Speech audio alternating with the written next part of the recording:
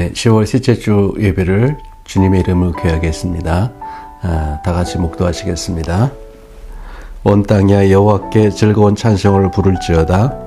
기쁨으로 여호와를 섬기며 노래하면서 그의 앞에 나아갈지어다. 여호와가 우리 하나님이신 줄 너희는 알지어다. 그는 우리를 지으신 이요 우리는 그의 것이니 그의 백성이요 그의 기르시는 양이로다. 감사함으로 그의 문에 들어가며 찬송함으로 그의 궁정에 들어가서 그에게 감사하며 그의 이름을 송축할지어다. 여호와는 선하시니 그의 인자하심이 영원하고 그의 성실하심이 대대에 이르리로다. 아멘. 다 같이 기도하시겠습니다. 하나님 아버지 감사합니다. 한 주간 저희를 지켜주시고 주님의 품 안에 품어주시니 감사합니다. 우리가 이 시간에 주님 앞에 나아갑니다. 하나님, 한 주간 저희가 주님 앞에 알고 지은 죄, 모르고 지은 죄가 있습니다. 이 모든 죄를 용서하시고 그리스도의 보혈로 이 시간에 우리를 정결하게 하여 주시옵소서. 하나님, 우리가 이 시간에 가난한 마음과 빈 마음으로 주님 앞에 나아갑니다. 주님의 은혜를 부어 주시옵소서. 그 은혜가 우리를 살게 합니다. 그 은혜로 말미암아 우리가 살아갑니다. 하나님 아버지, 이 예배를 통해서 주님이 주신 은혜 우리를 새롭게 하여 주시옵시고 새 힘을 공급하여 주시옵소서. 성실하신 하나님의 은혜를 우리가 진심으로 사모합니다. 주여 임재하여 주시옵소서. 하나님, 이 시간에 예배드리는 한 심령의 마음을 주께서 받아주시고 그 삶을 붙들어 주시옵소서. 우리 비식계 간이교회 이 땅 가운데서 사명을 잘 감당하게 하시고 하나님, 복음의 증거자로서 또 복음의 아버지 하나님이시여 전파자로서 귀하게 쓰임받을 수 있도록 도와주시옵소서. 하나님, 우리 사랑하는 성도들 하나님 각 가정을 지켜주시고 사업을 지켜주시고 사역장을 지켜주셔서 그래서 하나님 모든 일들이 하나님께서 받으실 만한 거룩한 산 제사로 하나님 앞에 드려지는 모든 삶이 되게 하여 주시옵소서. 하나님, 오늘 이 예배를 통해서 주께서 우리 가운데 새 일들을 행하실 것을 기대합니다. 또한 하나님, 지금 교회 공사가 들어가고 있습니다. 하나님, 바닥과 여러 가지 인테리어 공사를 하고 있는데 하나님, 그 모든 것이 잘 또 은혜 가운데 잘 마칠 수 있도록 도와주시옵소서. 감사를 드리고 예수님의 이름으로 기도드렸습니다. 아멘. 네, 교회 소식을 알려드리겠습니다. 지금 교회 바닥 공사와 내부 인테리어 공사를 하고 있습니다. 그 공사들이 잘 마칠 수 있도록 기도해 주시기 바라고, 지금 이번 주와 다음 주 2주간은 예배를 저희 교육관에서 1, 2부 예배로 드립니다. 또 한 가지 광고가 있는데요. 이 영상을 통하여서 저희가 매주 예배 신앙이 이제 인터넷상을 통해서 우리가 촬영되고 있는데 2월 말까지만 저희가 영상을 찍고 우리가 영상 예배를 드릴 수 있도록 하겠습니다. 그래서 3월부터는 우리가 영상 예배를 올리지 않겠습니다. 생각해 주셨으면 감사합니다. 우리 하나님 말씀 보시겠습니다. 고린도후서 7장 8절에서 10절 말씀 보겠습니다. 고린도후서 7장 8절부터 10절까지 말씀 보겠습니다. 제가 봉독해 드리겠습니다. 그러므로 내가 편지로 너희를 근심하게 한 것을 후회하였으나 지금은 후회하지 아니함은 그 편지가 너희로 잠시만 근심하게 한 줄을 알미라. 내가 지금 기뻐하면 너희로 근심하게 한 까닭이 아니요 도리어 너희가 근심함으로 회개함에 이른 까닭이라. 너희가 하나님의 뜻대로 근심하게 된 것은 우리에게서 아무 해도 받지 않게 하려 함이라. 하나님의 뜻대로 하는 근심은 후회할 것이 없는 구원에 이르게 하는 회개를 이루는 것이요 세상 근심은 사망을 이루는 것이니라. 아멘. 세상 모든 악마들이 모여서 어떻게 하면 인간 세상을 타락시킬지 회의를 하게 되었습니다. 사탄은 모든 악마들에게 아이디어를 내라고 했습니다. 첫 번째 악마가 이런 제안을 했습니다. 하나님이 없다고 말합시다. 두 번째 악마가 얘기합니다. 성경은 하나님의 말씀이 아니라고 믿게 만듭시다. 세 번째 악마가 말합니다. 교회는 사람이 갈 만한 곳이 아니라고 합시다. 악마들이 머리를 짜내어서 온갖 의견을 냈지만은 사탄은 만족하지 못했습니다. 그때 한 악마가 기가 막힌 제안을 했습니다. 우리 모두 하나님이 존재한다고 합시다. 성경은 하나님의 말씀이라고 합시다. 그리고 교회는 사람을 변화시키는 곳이라고 합시다. 다만 회개는 나중에 한다고 해도 된다고 말해 줍시다. 지금 너의 삶을 충분히 즐기라고 말해 줍시다. 사탄이 무릎을 치면서 그거 아주 좋은 의견이다. 흡족해 했습니다. 어거스틴이 진정한 회심을 하기 전에 이런 말을 했습니다. 하나님 나를 이 죄에서 구원해 주십시오. 그러나 지금은 마옵소서. 지금은 이 쾌락을, 이 죄악을 짓는 삶을 누리고 싶다는 것입니다. 오늘 본문 8절은 이렇게 말씀을 하고 있습니다. 그러므로 내가 편지로 너희를 근심하게 한 것을 후회하였으나 지금은 후회하지 아니함은 그 편지가 너희로 잠시만 근심하게 한 줄을 알미라. 바울에게 참 많은 아픔이 되었던 교회가 고린도 교회입니다. 바울은 이 고린도 교회에 4번의 편지를 보냅니다. 바울이 이렇게 4번의 편지를 보냈다는 것은 그만큼 고린도 교회가 문제가 많았던 교회라는 것입니다. 바울이 보낸 편지 중 4번째 보낸 편지가 바로 고린도 후서입니다. 본문에서 바울은 내가 편지로 너희를 근심하게 하였다고 언급하고 있습니다. 이 편지는 전해져 내려오지 않는 3번째 편지를 얘기합니다. 이 편지를 일명 혹독한 편지, 눈물의 편지라고 합니다. 바울이 고린도 교회에 눈물의 편지, 혹독하게 책망하는 편지를 보내게 되는데 이것이 너희를 근심하게 했다고 말씀을 하고 있습니다. 그래서 바울이 후회했습니다. 그러나 지금은 후회하지 않는데 그것이 너희를 잠시만 근심하게 한 줄을 알기 때문이라고 합니다.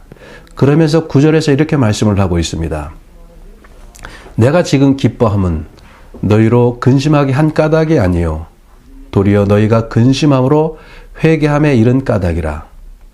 내가 기뻐하여 하는데 이러한 근심으로 말미암아 너희가 회개에 이르게 되었다고 말씀합니다. 오늘은 이 회개에 대한 말씀을 나누고자 합니다. 마틴 로이드 존스 목사님께서 이런 말을 했습니다. 회개하지 않는 사람이 그리스도인이 된 적은 없습니다. 라고 말씀했습니다. 이 말은 그리스도인이 되는 것과 회개는 뗄 수 없는 관계라는 것입니다. 회개라는 과정을 걸쳐서 그리스도인이 된다는 것입니다. 마태복음 3장 2절에 회개하라 천국이 가까이 왔느니라. 세례 요한이 그 시대를 향해 외친 메시지였습니다. 회개해야 돼.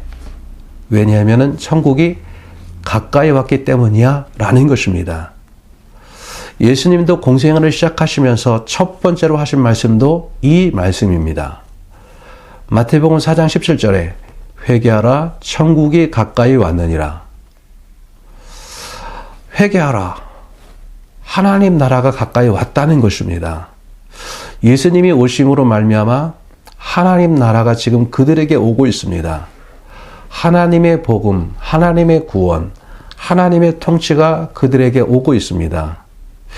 이 복음을 받아들이고 하나님의 구원의 통치가 사람들에게 시작하기 위해서는 무엇을 해야 합니까?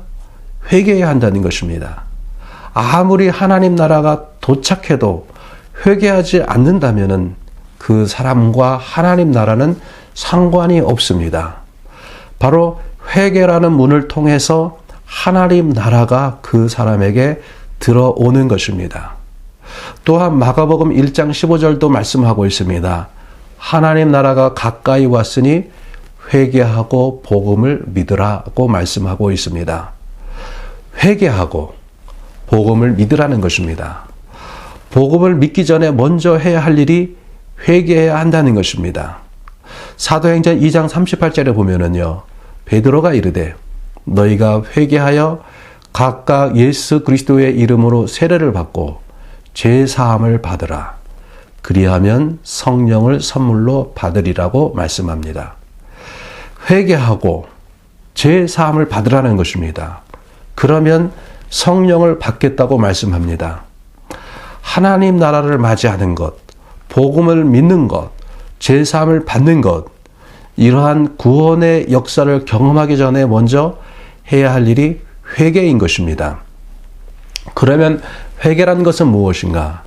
회개는 헬라어로 메타노에오라는 말인데, 하나님과 자신의 관계에서 자신의 마음과 생각을 바꾸는 것입니다.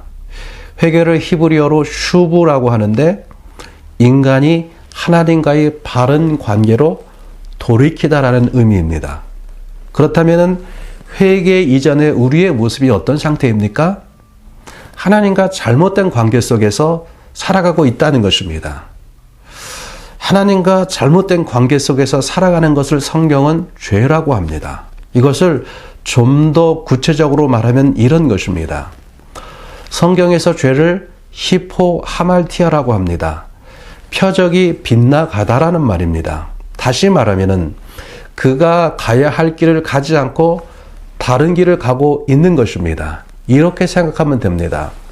항해 중에 있는 배의 선장이 배가 잘못 가고 있는 것을 발견했습니다. 배가 암초를 향해 가고 있는 것이에요. 어떻게 해야 됩니까? 급히 진로를 바꿔야만 합니다. 만약에 바꾸지 않으면 어떻게 되겠습니까? 타이타닉과 같은 운명을 맞이할 수밖에 없게 될 것입니다. 죄라는 것은 표적을 벗어나서 사망이라는 암초를 향해 가고 있는 것입니다. 누가복음 13장 3절에서 예수님께서도 이런 말씀을 하셨습니다. 너희에게 이르노니 아니라 너희도 만일 회개하지 아니하면 다 이와 같이 망하리라. 너희가 회개하지 않으면 이렇게 망할 것이다. 사망에 이를 것이다 라고 말씀합니다.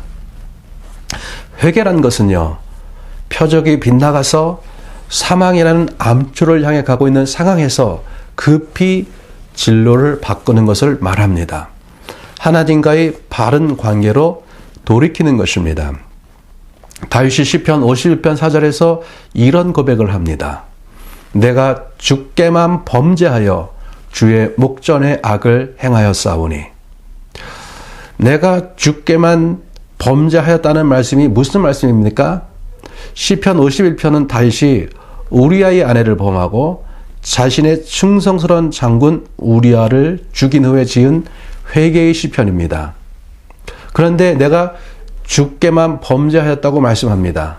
다윗이 우리아에게 범죄하지 않았습니까? 범죄했습니다. 그런데 여기서 말하고자 하는 것이 무엇입니까? 모든 죄는 그가 사람에게 어떤 상황 속에서 범죄하기 이전에 먼저 하나님께 범죄한 것이라는 것입니다. 그가 하나님과의 잘못된 관계에 들어가 있기 때문에 그렇습니다. 히포하말티아, 그가 하나님과의 바른 관계에 있지 않은 것입니다. 표적에서 벗어나 있는 것입니다. 이 죄를 짓기 전에 다윗이 어떻게 합니까? 사무엘하 11장 1절에 보면은요, 왕들이 출전할 때가 되매 다윗이 요압과 그의 부하들과 군대를 전쟁터에 보냅니다. 왕들이 출전할 때 다윗은 부하들을 전쟁터에 보내고 자신은 예루살렘의 궁전에 있습니다. 11장 2절에 보면은요, 저녁 때 다윗이 침상에서 일어났다고 소개합니다. 왕이 아침에 침상에서 일어나는 것이 아니라 저녁 때 일어났습니다. 자기의 부하들은 전쟁터에 싸우면서 죽고 죽이는 일을 하고 있는 동안에 다윗은 해질 무렵까지 침상에 있었습니다. 주의 말씀을 주야로 묵상하던 다윗이 침상에서 뒹굴며 저녁 때에 침상에서 일어났습니다. 새벽에 하나님을 찾던 다윗이 저녁 때까지 늘어지게 잡니다. 지금 다윗의 영적인 상태를 보여주고 있는 것이죠. 그의 삶의 표적이 빗나가 있습니다. 저녁에 일어나 왕궁 옥상을 거니는데 한 여인이 목욕하는 모습이 눈에 들어옵니다. 그 여인은 심히 아름다웠습니다. 그 여인을 궁궐로 데려오게 합니다. 그리고 그 여인과 동침을 합니다. 다윗이 나타해져 있을 때, 표적이 빗나가 있을 그때에 죄가 틈을 탔습니다. 그 틈을 타서 간음죄를 저지릅니다. 그 동침으로 말미암아 여인이 임신을 합니다. 그 간음죄를 숨기기 위해서 그 여인의 남편인 우리아를 전쟁터에서 불러와서 아내와 잠자리를 하게 합니다. 충실한 군인인 우리아는 전쟁터의 군인들을 생각하며 아내에게 가지 않습니다. 여러분, 죄는 또 다른 죄를 부르는 것이지요. 결국 다윗은 우리아를 전쟁의 가장 치열한 곳에서 그곳에 있게 해서 죽게 함으로 살인죄까지 저지르게 합니다. 그의 삶의 표적이 하나님 앞에서 벗어나 있는 것입니다. 빗나가 있는 것입니다. 하나님 앞에 있지 않은 것입니다. 여러분, 표적이 빗나가 있는 그 상황에서 그 길을 계속해서 간다면 어떻게 되겠습니까? 사망 가운데로 가게 되는 것이에요. 다시 바른 길로 돌아와야만 합니다. 그것이 회개인 것입니다. 이렇게 회개할 때 하나님이 우리에게 주시는 은혜가 무엇입니까? 죄사함을 받겠다고 하십니다. 우리가 회개할 때 하나님은 우리를 용서하십니다. 기쁘게 용서하십니다. 여러분, 부모가 돼 보니까 아는 것이 있더라고요. 저는 어렸을 때 부모님 주머니나 지갑에서 돈을 슬쩍슬쩍 훔쳤어요. 더 나아가서는요, 부모님이 집안에 몰래 숨겨둔 돈들도 이불 사이에 둔 돈도 훔치곤 했습니다. 그 돈으로 맛있는 거 사 먹는 것입니다. 잘못한 것이지요. 얼마 후에 부모님이 부르세요. 회초리 들고서요. 너의 도둑질을, 너의 죄를 고백하라고 합니다. 저는 끝까지 잡아댔어요. 훔치지 않았다고요.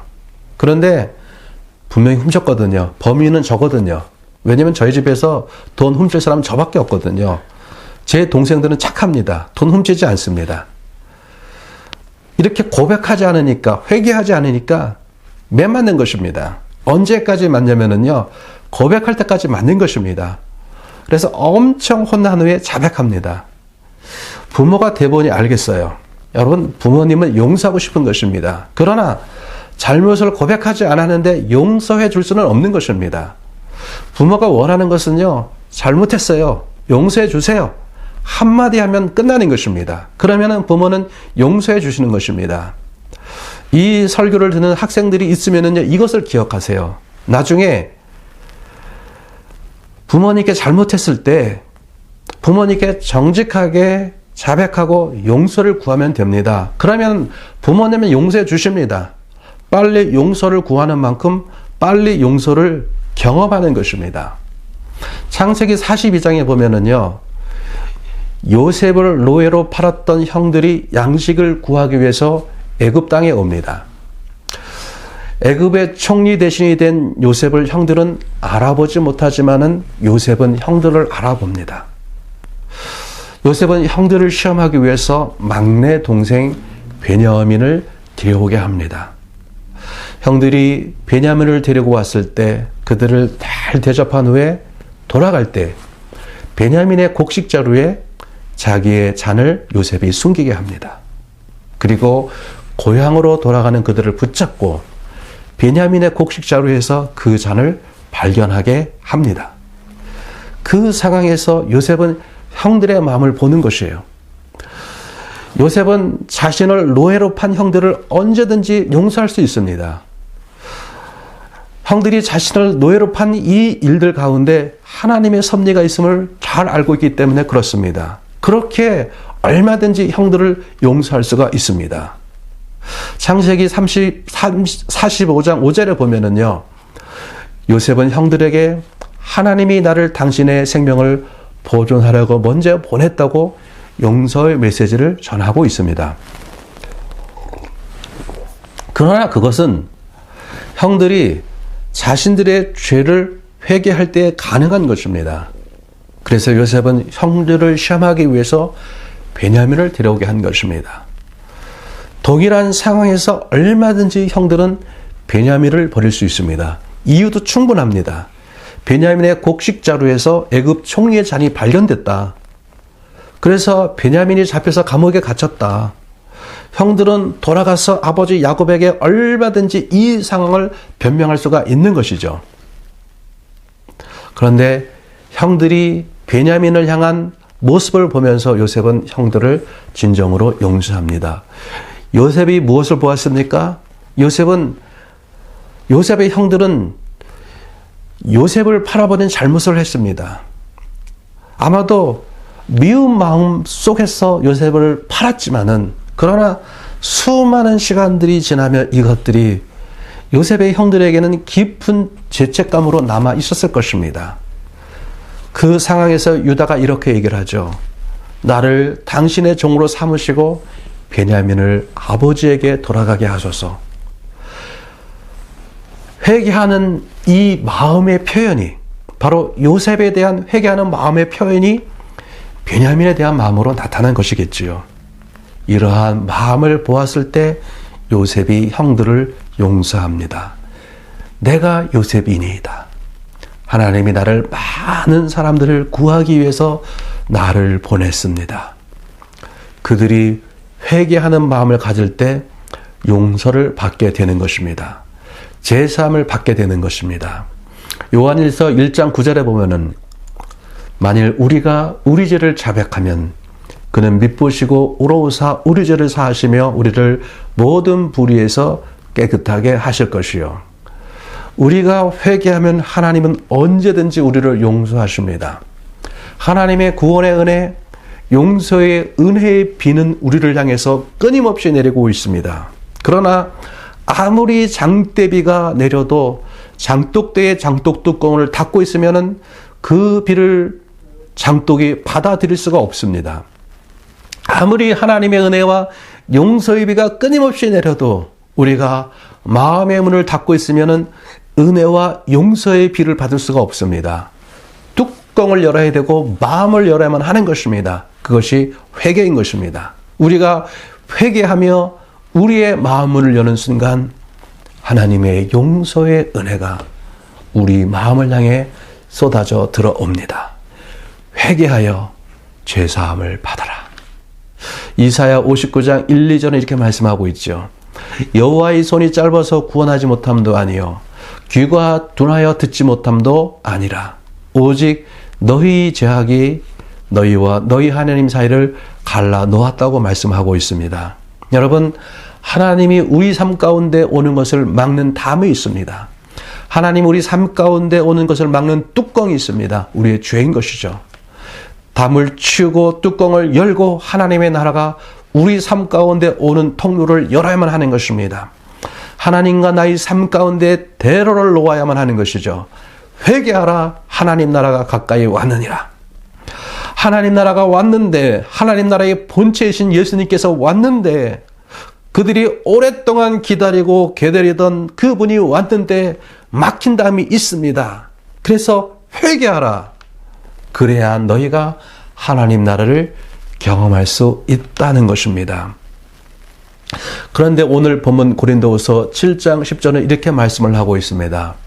하나님의 뜻대로 하는 근심은 후회할 것이 없는 구원에 이르게 하는 회개를 이루는 것이요 세상 근심은 사망을 이루는 것이라고 말씀을 하고 있습니다. 여러분, 하나님의 뜻대로 하는 근심은 어떤 근심인가? 회개를 일으키는 근심, 곧 경건한 근심을 말합니다. 자신들이 지은 죄 앞에 진지하게 서게 하는 근심입니다.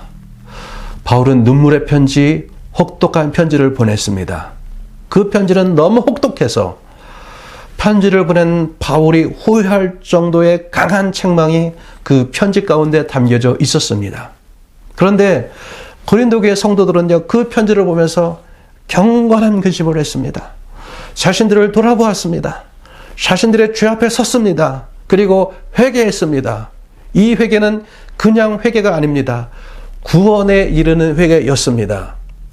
미국의 부흥운동가 찰스 피니가 사람들을 회심시킬 때 적당하게 하지 않았다고 합니다.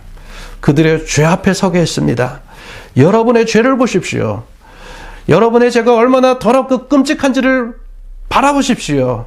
그 죄 때문에 예수님께서 십자가를 지셨습니다. 철저히 그 죄를 바라보게 했던 것입니다. 그 죄를 보며 근심하게 했습니다. 그 죄를 회개하게 했습니다. 그 회개가 그들을 구원에 이르게 한 것입니다.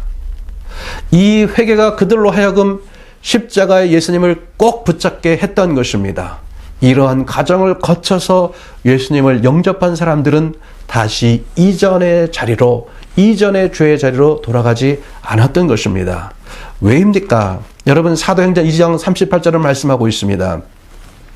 베드로가 이르되 너희가 회개하여 각각 예수 그리스도의 이름으로 세례를 받고 죄 사함을 받으라. 그리하면 성령의 선물을 받으리니. 회개하고 죄 사함을 받은 심령 속에 주시는 선물이 있는데 바로 성령님이십니다. 회개하여 죄 사함을 받은 깨끗한 심령 가운데 성령님이 오십니다. 그 성령님이 우리 가운데 계시면서 믿음을 주십니다. 그때 예수님이 믿어지는 것입니다. 여러분, 믿음은 내가 가지려고 해서 가져지는 것이 아닙니다. 내가 믿어야지, 예수 믿어야지, 예수님의 십자가가 믿어야지, 그렇게 해서 믿어지는 것이 아닙니다. 믿음은 능동태가 아니라 수동태입니다. 믿음이 와야 하는 것이에요. 내 마음으로부터 믿어져야만 하는 것입니다. 이 일을 하시는 분이 성령님이십니다. 그래서 진정으로 회개한 심령 가운데 성령께서 오셔서 믿음을 주시는 것입니다. 그래서 그 회개가 구원에 이르게 하는 회개가 되는 것입니다. 여러분, 말씀을 정리하고자 합니다. 본문 7장 10절은 이렇게 말씀을 하고 있습니다. 하나님의 뜻대로 하는 근심은 후회할 것이 없는 구원에 이르게 하는 회개를 이루는 것이요, 세상 근심은 사방을 이루는 것이니라. 여기서 세상 근심은 사망에 이른다고 말씀을 하고 있습니다. 세상 근심은 이런 것입니다. 자기를 위한 근심입니다. 죄로 인해 오는 결과 때문에 근심하는 것입니다. 여러분, 죄는 우리에게 대가를 요구합니다. 제가 부모님의 주머니에서 돈을 훔쳤을 때 부모님의 회초리가 기다리고 있습니다. 그 회초리가 두려워서 근심하는 것입니다. 우리가 어떤 죄를 저지르면 그것 때문에 내가 어려운 상황 가운데 빠질 수가 있습니다. 이것 때문에 근심하는 것입니다. 이러한 근심을 세상 근심이라고 합니다. 그 죄로 인해서 내게 다가올 그 피해, 그 어려움 때문에 근심하는 것입니다. 여러분, 이러한 근심은 변화를 가져오지 못합니다. 나의 상황이 바뀌고 어려움이 지나가면은 이전과 똑같이 행합니다. 그 근심이 세상 근심이기 때문에 그렇습니다. 많은 사람들이 그렇습니다. 어려운 상황 가운데 빠지면서 앞으로 이렇게 살지 말아야지, 그렇게 얘기를 합니다. 변하겠다고 얘기를 합니다. 그런데 얼마 후에 그 상황이 지나고 살아가는 거 보면 이전과 똑같이 살아갑니다. 여러분, 회개는 생각을 바꾸고 마음을 바꾸고 삶을 바꾸는 것인데 결국 보면 바뀐 것이 없습니다. 그래서 그 사람은 결국 그 사람의 근심은 세상 근심이었던 것이고 그 근심은 사망에 이르게 하는 것입니다. 그러나 하나님의 뜻대로 하는 근심은 틀립니다. 죄를 품고 살아가는 것에 대해서 고통스러워합니다. 이 죄로 말미암아 자신과 하나님이 멀어지는 것에 대해서 고통스러워합니다. 그리고 그 죄를 가지고 십자가의 예수님 앞에 나아갑니다. 주님 앞에서 내 죄에 대해서 씨름합니다. 죄를 품고 살아가는 내 마음을 변화시켜달라고 하나님께 구합니다. 다윗이 시편 51편에서 그렇게 부르짖지 않습니까? 하나님이여, 내 속에 정한 마음을 창조하시고 내 안에 정직한 영을 새롭게 하옵소서.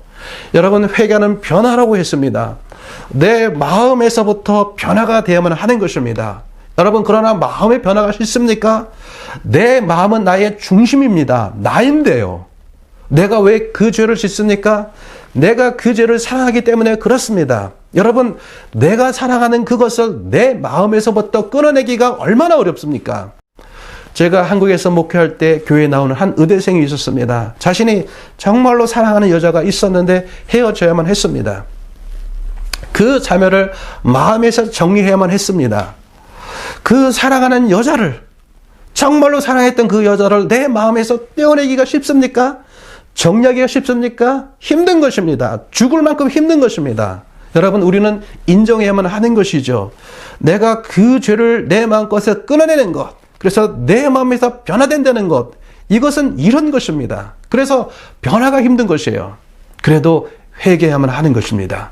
그 죄를 내 삶에서 끊어내야만 하는 것입니다. 그래야 하나님 나라를 누리는 삶을 살 수가 있는 것이죠. 구원에 이르는 영적 씨름의 회개를 우리는 하나님 앞에서 해야만 하는 것입니다.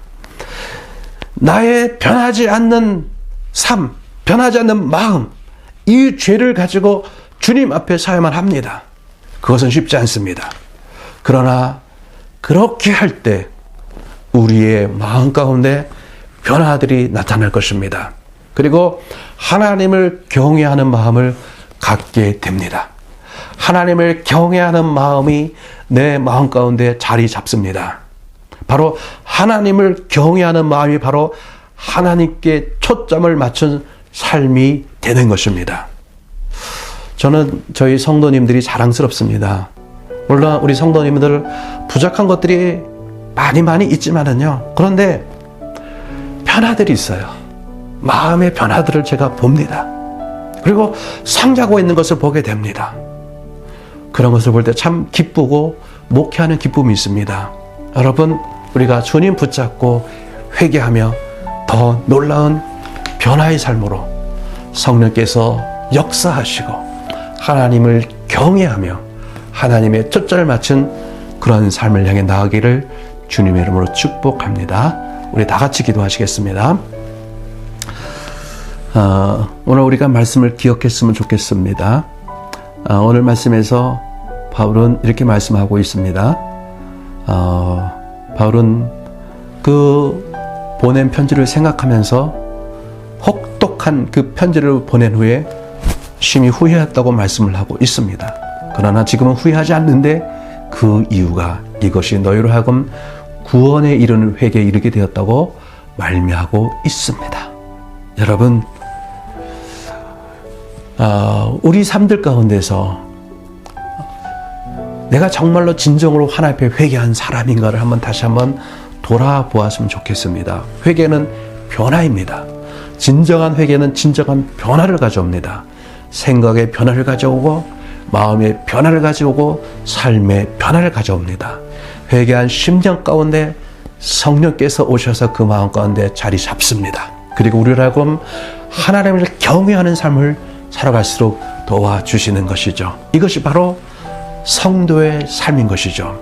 하나님을 경외하는 삶, 하나님께 초점을 맞춘 삶, 진정한 회개를 통하여서 하나님을 경외하는 삶이, 그래서 죄를 미워하는 삶이 이렇게 살아가는 것이 성도의 삶인 것이죠. 여러분, 우리의 삶들 가운데 이러한 삶을 살기를 소망합니다. 우리 다 같이 하나님 진정한 변화의 삶을 살 수 있도록 날 삶들 가운데 도와주시옵시고 더 놀라운 변화를 향해 갈 수 있도록 주님 도와주시옵소서. 우리 함께 다 같이 기도하기를 원합니다. 기도하시겠습니다. 하나님 아버지 감사합니다. 우리 삶을 통해서 하나님 아버지 진정한 변화, 하나님 진정한 변화의 삶, 방향을 돌리는 삶, 하나님께서 역사하시고 새롭게 하는 삶으로 우리가 삶을 살아갈 수 있도록 주님 도와주시고 인도하여 주시옵소서. 우리 사랑하는 성도의 삶들 가운데서 변화들이 있는 것에 대해서 감사합니다. 조금씩 성숙함과 변화를 향해서 나아가는 모습을 볼 때 너무나도 감사합니다. 하나님, 그래서 우리 사랑하는 성도들이 정말 하나님을 경외하는 삶이 그 삶들 가운데, 그 마음 가운데 뿌리내시도록 도와주시옵소서. 감사를 드리고 예수님의 이름으로 기도로 싸움나이다. 아멘. 기도하시겠습니다.